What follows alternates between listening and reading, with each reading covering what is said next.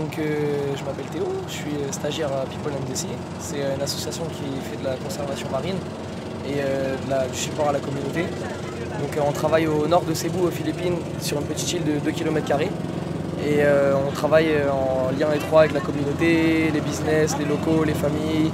On fait en sorte qu'ils apprennent à trier les déchets, parce qu'il y a un gros problème de déchets sur l'île dans toutes les Philippines. On propose à des volontaires qui viennent de l'étranger de faire des formations scientifiques, de plongée, pour pouvoir faire comment on appelle ça en français, des surveys. On récupère des données scientifiques sous l'eau et on les propose au gouvernement pour en faire des zones de conservation marine.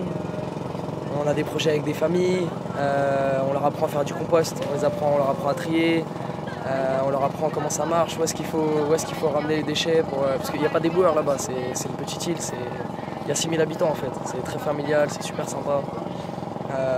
Voilà, on a plein de missions, on a plein de projets très différents. C'est vraiment une expérience super. Ok, donc comment tu as connu cette association?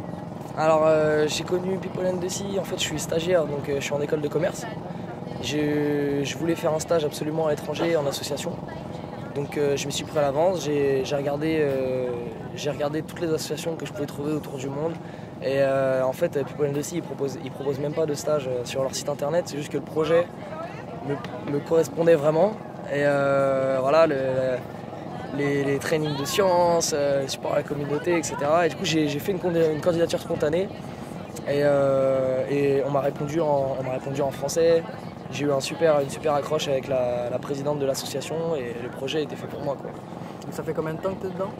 Là, ça fait 4 mois que je suis là. 4 mois, ouais. Je pars dans 2 mois et je vois déjà mon départ partir. Et, tu vois, ça me fait sourire, mais je sens que ça va être dur de revenir à la réalité occidentale, tu vois. Et qu'est-ce qui t'a poussé à faire ça, vraiment? Moi, j'ai la chance de faire une école de commerce et ça ouvre des portes, ça ouvre beaucoup de portes parce que c'est assez général. Mais je voulais quand même participer d'abord, je voulais vivre des choses. Je sais pas si je travaillerai dans une entreprise plus tard. Je veux faire des choses qui sont bien pour le monde. Je veux participer à l'évolution de l'espèce humaine, tu vois. De l'environnement, ouais, c'est ça. Je veux faire du positif en fait.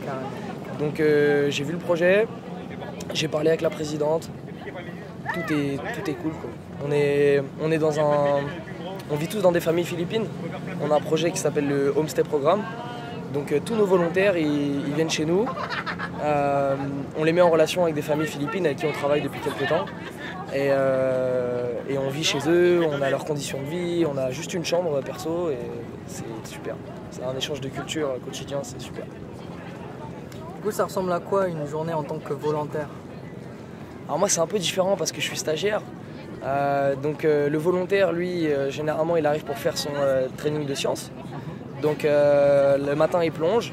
S'il n'est pas formé en plongée, nous on le forme en plongée jusqu'au niveau 2, au niveau de PADI. Et s'il est déjà formé en plongée, il va directement donc plonger le matin. On a 2 plongées par jour, 5 jours par semaine. Et l'après-midi, tout le monde fait son training de sciences. Donc on apprend en fonction des attentes de chacun et en fonction de nos besoins. On apprend à identifier les coraux, à identifier les invertébrés, les crabes, etc. On apprend, c'est super intéressant. On apprend les espèces de poissons. Tout dépend de ce que les gens cherchent et de ce que nous on a besoin de récolter comme données. Donc voilà, le matin c'est la plongée, l'après-midi c'est les sciences et les participations aux projets communautaires. Donc voilà, je t'ai pas tout cité, hein. On apprend aux familles à trier, après on leur apprend à faire du compost. Et à la 3e étape, on leur apprend à faire des jardins pour qu'ils puissent se familiariser avec l'écologie, la permaculture et cultiver leurs propres végétaux, tu vois. C'est hyper général, c'est hyper enrichissant. Du coup, qu'est-ce que tu as appris avec cette expérience? Franchement, ce qui m'a le plus touché, c'est le côté humain, tu vois. Genre, tous les jours, on est chez les Philippins. Ouais, ça c'est clair. Moi, je suis tombé sur des super familles. Bon, il y en a qui parlent plus ou moins anglais. J'ai déjà fait 3 familles différentes, tu vois. Et à chaque fois c'est différent, à chaque fois je te dis, c'est une petite famille, on vit dans un village. Tout le monde se connaît. Quand il y a une fiesta, les Philippins ils sont hyper fêtards. Hein. J'adore faire la fête, ils adorent ça, c'est clair. Ils sont excellents, hyper vivants, hyper chaleureux. Donc dès qu'il y a une petite fête, ils sont là, ils t'invitent, ouais tagay ça veut dire santé en philippin, tu vois. Et dès que je passe dans la rue, même mes heures de travail, ils sont là, allez viens avec nous, non je travaille, non vraiment ils sont trop cool. Et donc humainement je me suis rendu compte de plein de choses.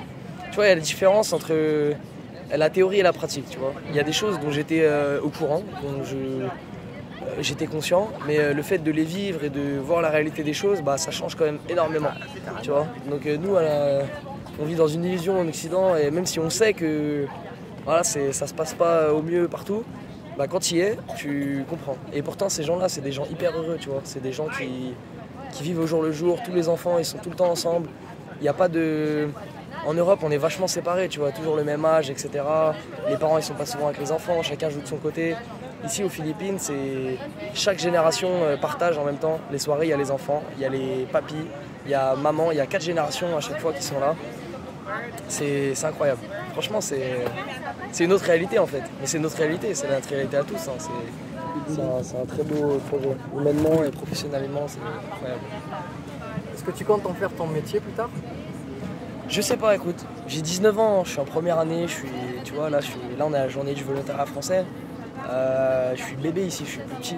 C'est marrant, c'est marrant. Mais je sais pas encore, je suis en train de découvrir pour l'instant. J'aurai la chance de faire un autre stage, j'espère partir en Amérique du Sud. Je fais des très belles choses ici, j'ai vraiment pas hâte de partir. C'est un endroit où je me verrais peut-être vivre même. On verra comment ça évolue, comment les choses vont. Je peux pas me prononcer, tu vois. Mais ce qui est sûr, c'est que je compte faire des choses bien, ça c'est sûr. On est bien ici. C'est sûr, et on est très bien ici. Qu'est-ce que tu dirais aux jeunes qui voudraient s'engager en tant que stagiaire ou volontaire dans le même domaine? Bah écoute, c'est simple. Moi j'ai plein d'amis en France, donc on fait tous nos stages. Hein. J'ai plein d'amis qui sont en France, qui sont là, ils gagnent de l'argent, ils travaillent leurs compétences, c'est ce qu'on voit en cours. Hein. C'est voilà, le marketing, la communication, le développement, etc. Ils font ça dans des entreprises et voilà. Moi je fais ça à l'étranger. Dans un autre contexte, je suis là pour une cause, je suis avec des gens qui sont géniaux, qui me correspondent, tu vois, il n'y a pas de... Bon, l'homme il est comme ça, mais il y a beaucoup moins d'hypocrisie, il y a beaucoup moins de... Tu vois, ça me paraît plus naturel en tout cas. C'est pas comme dans une entreprise où tu es strict, tout ça. Là on est là pour la communauté, on est tous rassemblés autour d'un but, et le but c'est pas de faire de l'argent, ou de rabaisser d'autres gens, ou d'être concurrentiel avec je sais pas qui, c'est d'aider les autres, de protéger l'environnement et le fait de voyager, en fait c'est ça sur quoi c'est le point sur lequel j'ai envie d'insister. Le fait de voyager le plus tôt possible. Hein. Et voyager, ça veut pas dire faire du tourisme, aller voir tu vois, les trucs que tout le monde fait. C'est là, être avec les locaux. Être avec les locaux, rencontrer des locaux, vivre avec les locaux si vous en avez l'occasion. C'est ça c'est une expérience. Ça change la mentalité, ça change la vision des choses, ça change tout, tu vois. Là on parle, on est en plein milieu de la mer.